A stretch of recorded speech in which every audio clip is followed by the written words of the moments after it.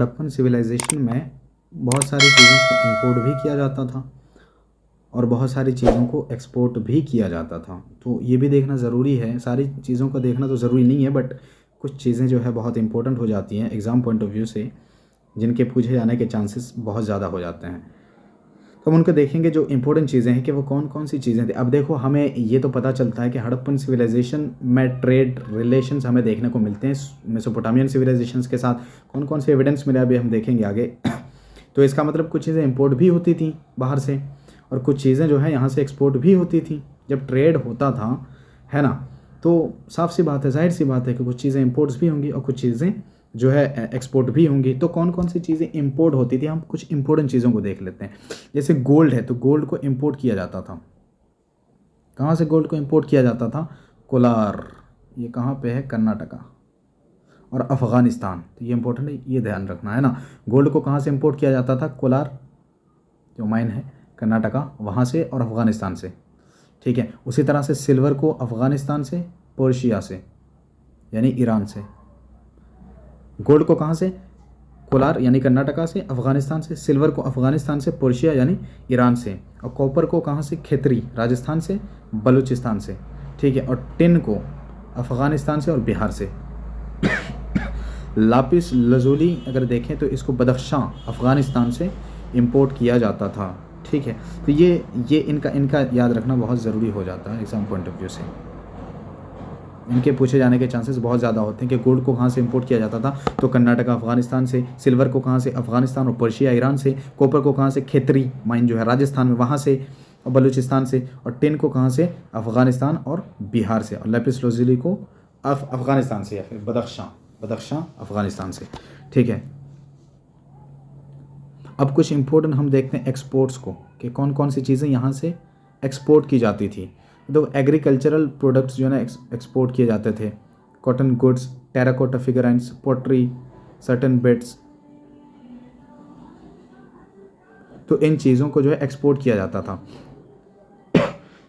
बस ये ध्यान रखना, agriculture products, cotton goods, terracotta figures, pottery और सर्टन बेड्स, तो इनको जो है एक्सपोर्ट किया जाता था। इंपोर्ट किया जाता था गोल्ड, है ना, कॉपर, टिन, सिल्वर। तो इन चीज़ों को इंपोर्ट किया जाता था और इन चीज़ों को एक्सपोर्ट किया जाता था। अब a very interesting feature of this civilisation was that iron was not known to the people, है ना। अब बहुत ही इंटरेस्टिंग फीचर क्या है इस सिविलाइजेशन की, वो ये है कि आयरन के बारे में इन लोगों को पता नहीं था। इंडस वैली सिविलाइजेशन के लोगों को आयरन की जानकारी नहीं थी, जो कि बहुत ज़्यादा इंपॉर्टेंट बन जाता है एग्जाम पॉइंट ऑफ व्यू से, है ना। तो आयरन के बारे में इनको जानकारी नहीं थी। अब देखो, हमने देखा कि ट्रेड रिलेशंस तो इनके हमें देखने को मिलते हैं मेसोपोटामिया से। ठीक है। तो अब उसकी एविडेंस क्या है? तो सुमेरियन जो टेक्स्ट हैं ना, जो सुमेरियन टेक्स्ट हैं, उनमें हमें एक नाम का जिक्र मिलता है, मेलुहा। मेलुहा नाम का मेंशन मिलता है। और इस मेलुहा जो वर्ड है या मेलुहा जो शब्द है, इसका उन्होंने यूज़ किया था किसके लिए? इंडस रीजन के लिए। ये एक एविडेंस है। दूसरी एविडेंस क्या है? जो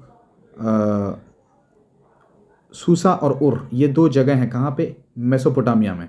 सूसा और उर, यहाँ पे क्या मिलता है? देखो, यहाँ पे हड़प्पन सील्स मिले हैं, हड़प्पन सील्स मिले हैं। तो ये दो एविडेंस हैं जिनसे पता चलता है कि हाँ, इनका जो ट्रेड होता था हड़प्पा के लोगों का, या हड़प्पन सिविलाइजेशन या इंडस वैली सिविलाइजेशन के लोगों का ट्रेड होता था मेसोपोटामिया से। दो एविडेंसेस हमें मिलती हैं। कौन सी? एक ये मिलता है कि सुमेरियन जो टेक्स्ट हैं उनमें एक शब्द का प्रयोग किया हुआ मिला है। वो कौन सा शब्द है? मेलुहा, जिसका उन्होंने प्रयोग किस लिए किया था? इंडस रीजन के लिए किया था। और दूसरी एविडेंस क्या है कि सूसा और उर, ये दो जगह हैं कहाँ पे? मेसोपोटामिया में। और इन दोनों जगहों पे हमें क्या मिला है? हड़प्पन सील्स देखने को मिले हैं। ठीक है। अब दूसरी इंपॉर्टेंट चीज क्या है, ये भी इंपॉर्टेंट है कि हड़प्पन्स जो थे ना, ये अर्लीस्ट पीपल थे कॉटन प्रोड्यूस करने के लिए, या फिर सबसे पहले इन्होंने ही क्या किया था? कॉटन को प्रोड्यूस किया था, जिसको ग्रीक्स ने क्या कहा? सिंडन कहा। ग्रीक्स ने क्या कहा?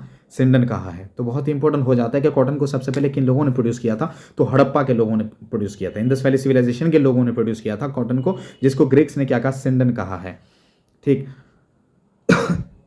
अब यहाँ पे एक चीज़ ये भी है कि उस वक्त तो कॉइन्स की एविडेंस हमें नहीं मिलती है, तो बार्टर सिस्टम देखने को मिलता है, या एक्सचेंज ऑफ गुड्स के तौर पर, यानी बार्टर सिस्टम, आप मुझे कुछ चीज़ दे दो, मैं आपको दूसरी चीज़ दे दूंगा, यानी कॉइन का सिस्टम या कॉइन की एविडेंस हमें देखने को नहीं मिलती। आज के डेट में जो कॉइन्स देते हैं तो ऐसा सिस्टम वहाँ पे मौजूद नहीं था, बार्टर सिस्टम देखने को मिलता है। बस ये याद रखना कि उस वहाँ पे हड़प्पन सिविलाइजेशन में बार्टर सिस्टम देखने को मिलता है, कॉइन्स का कोई सिस्टम नहीं था, कोई एविडेंस नहीं मिली है।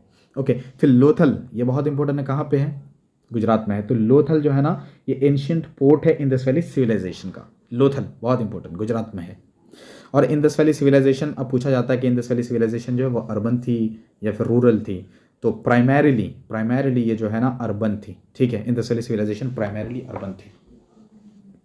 उसके बाद अगर हम पॉलिटी की बात करें तो वहाँ पे ऐसा कोई सच पॉलिटी का नेचर देखने को नहीं मिलता है, बट हाँ ये ज़रूर पता चलता है कि ऐसा लगता है, कहा जाता है कि जो रूलिंग अथॉरिटी थी इंडस वैली सिविलाइजेशन की, वो मर्चेंट्स क्लास यानी कि जो लोग वही कारोबार वगैरह किया करते थे, जो लोग कारोबार किया करते थे, बिजनेस किया करते थे, तो उनको माना जाता है कि वही यहाँ पे रूलिंग क्लास थी, वही रूल कर रहे थे यहाँ पे, इसी क्लास के लोग। तो ऐसे हमें पॉलिटी की एविडेंस तो नहीं मिलती है क्लियर कट, बट हाँ ऐसा बताया जाता है कि जो मर्चेंट्स थे, है ना, तो वही लोग यहाँ पे रूल करते थे, ठीक है। अब अगर इनकी रिलीजियस प्रैक्टिस की बात करें तो देखो, टेम्पल्स में जाकर के तो ये वर्शिप नहीं करते थे अपने गॉड्स की, ठीक है। कोई टेम्पल भी हमें देखने को नहीं मिलता है, बट हाँ जो है ना मदर गॉडेस की क्या मिली है? फिगराइन मिली है। The most commonly found figurine is that of mother goddess, मातृ देवी या शक्ति कह लो, है ना। और एक एविडेंस भी मिली है काय की? योनि की, फीमेल सेक्स ऑर्गन वर्शिप की हमें एविडेंस मिलती है, ठीक है। तो रिलीजियस बिलीफ या फिर इनके वर्शिपिंग की बात करें तो टेम्पल्स में जाकर के ये गॉड्स को वर्शिप नहीं करते थे, कोई टेम्पल भी हमें देखने को नहीं मिलता, बट हाँ मदर गॉडेस की फिगराइन मिली है जिसको मातृ देवी या शक्ति कह लो, और यूनि वर्शिप या फिर फीमेल सेक्स ऑर्गन की वर्शिप की एविडेंस मिली है। और उसी तरह से एक मेल डाइटी की भी एविडेंस मिलती है, चीफ मेल डाइटी, कौन? Pashupati Mahadev, Lord of animals या पोटो शिवा जिसको कहा जाता है, ठीक है। और सेल्स में इनको क्या किया जाता है? रिप्रेजेंट किया जाता था सेल्स में। सेल्स अब कैसे पता चलता है? देखो सेल्स मिले हैं, एक हमने देखा मेसोपोटामिया जो सुसा और उर दो प्लेसेस है, तो वहाँ पे मेसोपोटामिया हड़प्पा के सेल्स मिले हैं, जिनसे पता चलता है कि हाँ इनके ट्रेड रिलेशंस हैं या ट्रेड हुआ करता था। तो इन सेल्स में इनको जो है ना रिप्रेजेंट किया जाता था। जो चीफ मेल डाइटी है जो कि पशुपति महादेव है ना, या जिसको लॉर्ड ऑफ एनिमल्स भी कहा जाता है या पोटो शिवा भी कहा जाता है, ठीक है, तो रिप्रेजेंट किया जाता था सेल्स में। और ये जो इनकी डाइटी थी ये बैठी हुई होती थी योगिक पोस्चर में, ठीक है। और चारों तरफ जानवर हुआ करते थे, वो कौन कौन से हुआ करते थे जानवर? तो ये इंपॉर्टेंट हो जाता है, elephant, tiger, rhino and buffalo. और 2 डियर जो है ना वो सामने होते थे, पाँव की तरफ, है ना, सामने पाँव पे होते थे। और फैलिक या फिर लिंगम वर्शिप की प्रेवलेंस की एविडेंस भी देखने को मिलती है। देखो यार क्या बात कर रहे हैं हम, ये बात कर रहे हैं कि ये टेम्पल्स में जाकर के गॉड्स को वर्शिप नहीं करते थे, और कोई टेम्पल भी हमें ऐसे देखने को नहीं मिलता है, बट हाँ मदर गॉडेस की फिगराइन मिली है ना, और यूनि वर्शिप या फिर फीमेल सेक्स ऑर्गन की वर्शिप की एविडेंस मिली है, ठीक है। उसी तरह से मेल डाइटी की बात करें तो पशुपति महादेव की एविडेंस मिली है, जिसको पोटो शिवा भी कहा जाता है, और इसको रिप्रेजेंट किया जाता है किसमें? किया जाता था सेल्स में, ठीक है। और ये योगिक पोस्चर में, ये जो डाइटी है बैठी होती थी योगिक पोस्चर में, और इसको ये जो डाइटी है इसको सराउंड किया जाता था 4 एनिमल्स के द्वारा, एलिफेंट, टाइगर, राइनो, बफेलो, ये याद कर लेना। और 2 डियर भी होते थे पाँव पे, सामने पाँव की तरफ, है ना, ठीक है। तो 4 जानवर होते थे, एलिफेंट, टाइगर, राइनो और बफेलो, और 2 डियर होते थे पाँव में सामने। और हमें जो है फैलिक या फिर लिंगम वर्शिप की एविडेंस भी देखने को मिलती है। तो योनि वर्शिप, लिंगम वर्शिप दोनों की एविडेंस मिली है हड़प्पन सिविलाइजेशन से। Pashupati Mahadev, chief male deity की एविडेंस मिली है, और मातृ देवी या शक्ति या फिर मदर गॉडेस की फिगराइन या फिर इसकी एविडेंस हमें मिली है। अब इसी वजह से जो शिव शक्ति वर्शिप है ये ओल्डेस्ट फॉर्म ऑफ वर्शिप है इंडिया में। शिव शक्ति ओल्डेस्ट फॉर्म है, क्योंकि इसकी एविडेंस हमें कहाँ मिलती है? हड़प्पन सिविलाइजेशन से मिलती है, ठीक है। और आज के डेट में ये तो एक रिलीजियस बिलीफ का पार्ट भी बन चुका है, appears to have been part of religious belief of Harappan people, Harappa के लोगों का जो रिलीजियस बिलीफ है तो उसका एक पार्ट भी माना जाता है। हाँ, एविडेंस हमें एनिमल वर्शिप और ट्री वर्शिप की भी मिलती है। अब ट्री में खास करके people.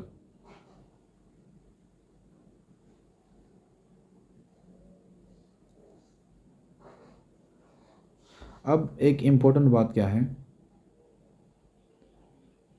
There is evidence of pictographic script found mainly on seals, है ना। हमने बात की थी क्या कि इंडस वैली सिविलाइजेशन या हड़प्पन सिविलाइजेशन जो है, हड़प्पन सिविलाइजेशन या इंडस वैली सिविलाइजेशन जो है ये कौन से टाइम पीरियड में आएगा, तो ये प्रोटो हिस्टोरिक पीरियड में आएगा। प्रोटो हिस्टोरिक पीरियड में, क्यों प्रोटो हिस्टोरिक पीरियड में आएगा, क्योंकि हमने बात की थी कि जो हम अपने पास्ट को या हिस्ट्री को स्टडी करते हैं तो हमारे पास कुछ एविडेंसेस होते हैं, ठीक है। अब एविडेंसेस कई तरह के होते हैं, या तो हमें रिटन फॉर्म में एविडेंस मिलती है, या तो जो है पुराने टाइम के जो स्टोन टूल्स हैं और स्टोन या फिर कोई रिमेन्स हों तो उनके थ्रू हम स्टडी करते हैं। तो कहने का मतलब ये है कि अब जो रिटन एविडेंस मिलती है तो कुछ रिटन एविडेंसेस ऐसी होती हैं जिनको डिसाइफर भी कर लिया जाता है या फिर उनकी स्क्रिप्ट समझ में आ जाती है कि क्या लिखा हुआ है, बट कुछ स्क्रिप्ट ऐसी होती है जिनको डिसाइफर नहीं किया जाता या जिनकी स्क्रिप्ट हमें समझ में नहीं आती है।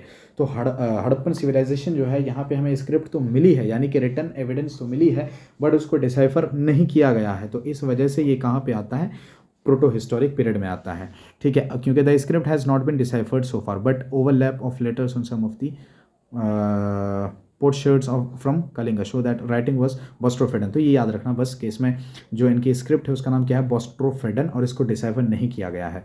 हाँ, बोस्ट्रोफेडन का मतलब ये है कि राइट टू लेफ्ट लिखा जाता था, फ्रॉम लेफ्ट टू राइट, यानी राइट से लेफ्ट लिखा जाता था, फिर लेफ्ट से राइट, है ना।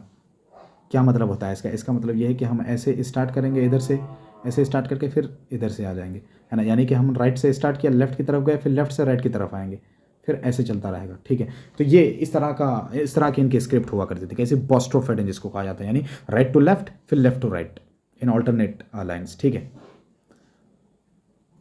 अब एक दूसरी खास बात क्या है कि ओल्डेस्ट स्क्रिप्ट जो है इंडियन सब कॉन्टिनेंट में वो क्या है, हड़प्पन स्क्रिप्ट है, बट ओल्डेस्ट डिसाइफर्ड स्क्रिप्ट जो है वो ब्राह्मी स्क्रिप्ट है। बहुत इंपॉर्टेंट क्या है, देखो इन जनरल अगर बात करें ओवरऑल के जो इंडियन सब कॉन्टिनेंट है इसकी ओल्डेस्ट स्क्रिप्ट क्या है, तो हड़प्पन स्क्रिप्ट है, ठीक है। बट अगर ये कंडीशन लगा दिया जाए कि ओल्डेस्ट डिसाइफर्ड स्क्रिप्ट कौन सी है, तो वो फिर ब्राह्मी स्क्रिप्ट है, वो फिर ब्राह्मी स्क्रिप्ट है। And most later Indian script develop from Brahmi, और बाद में जो है ना जो इंडियन स्क्रिप्ट है उसको डेवलप किया गया था किससे, ब्राह्मी से, ठीक है, ब्राह्मी स्क्रिप्ट से। अब यहाँ पे एक चीज़ और देख लेते हैं, origin of the swastika symbol can be trace to the in the civilisation. स्वस्तिक यानी कि वही साइन, ऐसा होता है ना, एक सेकंड आई ट्राई, हाँ, ये जो स्वस्तिक का साइन है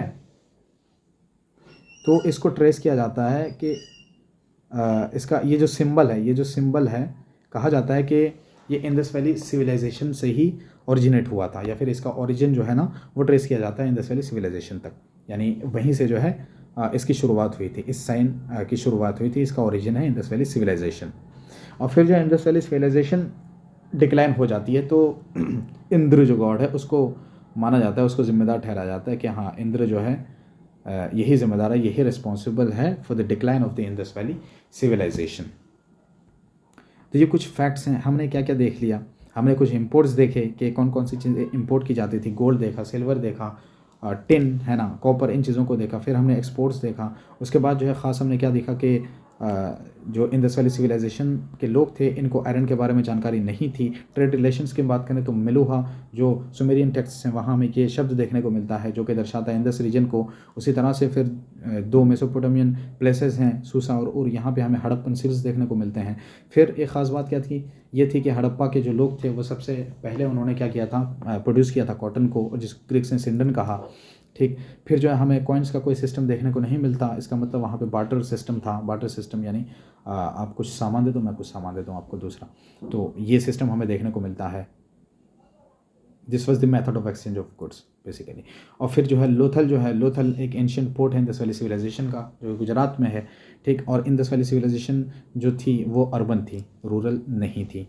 फिर वहाँ पे अगर रूलिंग क्लास की बात करें तो ऐसा माना जाता है कि क्लास ऑफ जो मर्चेंट्स थे वो रूल कर रहे थे वहाँ पे। फिर हड़प्पा के लोग जो है ना गॉड्स की वर्शिप नहीं करते थे टेम्पल्स में जाकर के, बट हाँ कुछ हमें एविडेंसेस मिलती हैं, जैसे मदर गॉडेस की एविडेंस मिली है, फिर पशुपति महादेव की एविडेंस मिली हैं, ठीक है। और हमें योनि वर्शिप, लिंगम वर्शिप, फालिक या फिर लिंगम वर्शिप और योनि या फीमेल सेक्स ऑर्गन की वर्शिप की एविडेंस हमें देखने को मिलती है, ठीक है। फिर पिक्टोग्राफिक स्क्रिप्ट की भी एविडेंस मिलती है, यानी यहाँ के स्क्रिप्ट की बात करें तो बोस्ट्रोफेडन नाम है, यानी राइट से लेफ्ट लिखते थे, फिर लेफ्ट से राइट लिखते थे, ठीक है। और ये कौन से पीरियड में आता है, तो प्रोटो हिस्टोरिक पीरियड में आता है। ओल्डेस्ट स्क्रिप्ट की बात करें इंडियन सब कॉन्टिनेंट की इन जनरल, तो वो जो है हड़प्पन स्क्रिप्ट है, बट ओल्डेस्ट डिसाइफर्ड स्क्रिप्ट की बात करें तो वो ब्राह्मी स्क्रिप्ट है, ठीक है। और बाद में जो इंडियन स्क्रिप्ट है उसको डेवलप किया गया है ब्राह्मी स्क्रिप्ट से ही। और स्वस्तिक का ओरिजिन जो है ट्रेस किया जाता है इंडस वैली सिविलाइजेशन, और इंद्र को जो है ना वो रिस्पॉन्सिबल माना जाता है for the decline of the Indus valley civilisation.